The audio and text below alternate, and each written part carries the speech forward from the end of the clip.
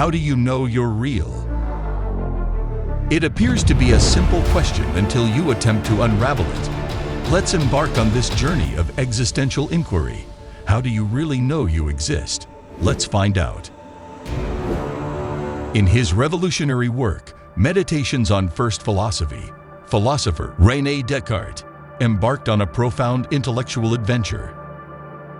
He courageously delved into the depths of one of the most fundamental questions of human existence. Descartes wasn't content with surface answers or inherited wisdom. Instead, he was determined to rebuild his understanding of the world from scratch, much like an architect who first clears the land before laying a new foundation. Descartes, in many ways just like you and me, placed a great deal of trust in his senses. Picture yourself right now. You're watching this video, hearing these words, perhaps even feeling the comfort of your chair. Our senses are like the windows of a skyscraper, offering us a spectacular view of the bustling city of reality. They let in the sights, sounds, and textures of the world around us. But have you ever stopped to wonder about the reliability of these windows? Speaking of our senses, they're like our personal assistants, helping us make sense of what's going on around us. But here's the kicker: sometimes they can mess up. Ever seen one of those funky optical illusions where a still picture looks like it's moving? Or maybe you've waved at someone in the crowd thinking it was your friend, but oops, it was a total stranger. These are little hiccups where our senses get a bit mixed up. But hey, right now, at this very moment, you're pretty sure about what's around you, right? You're confident that the chair you're sitting on is real, that the screen in front of you is actually there. It's a funny thing, even with their little slip-ups, we rely on our senses a lot to tell us what's what in our world. But dreams challenge this certainty. You know, those crazy adventures you have when you're fast asleep. In dreams, all sorts of nutty stuff can happen.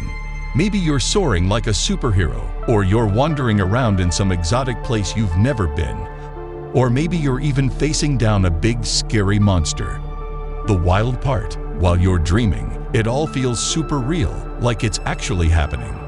But then you wake up, rub your eyes, and realize, wait a minute, that was all in my head. It's kind of like your brain is a movie director, making up these epic stories while you're snoozing.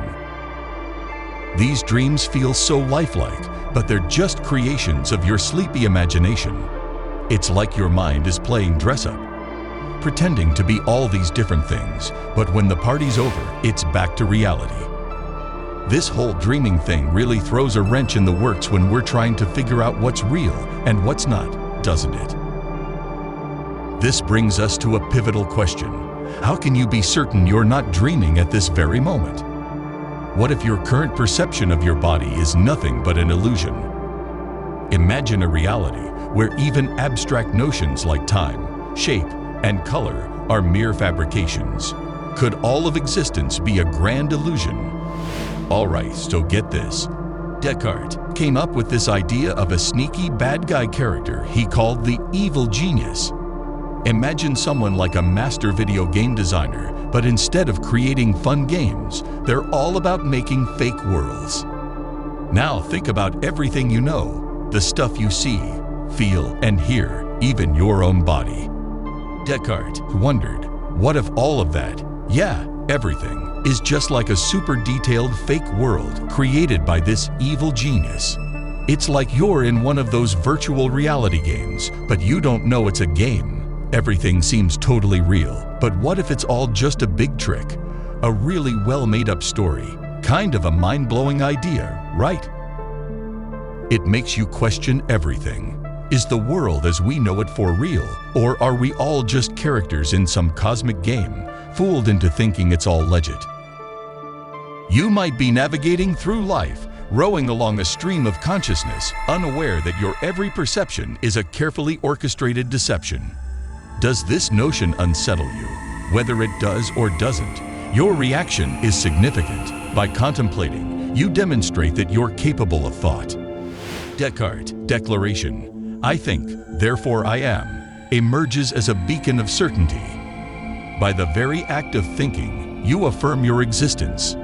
In other words, while you're in this vast space of ideas, scratching your head and trying to piece together if everything is actually real or just some sort of illusion, you're doing something pretty remarkable. You're thinking. That's right, the very act of you pondering these questions, wondering, and trying to make sense of it all means you're a thinking being. We've just gone on a wild ride through the realms of reality and illusion, courtesy of René Descartes. It's been a real brain twister, hasn't it? If you enjoyed unraveling these philosophical mysteries with us, go ahead and smash that like button, subscribe to our channel, and ring that notification bell so you won't miss out on any of our future explorations. What's your take on reality and existence? Drop a comment below and share your thoughts. Let's keep this conversation going in the comment section. You may also want to watch The Truth About Sleep Paralysis and The Science of Astral Projection. Thank you for watching.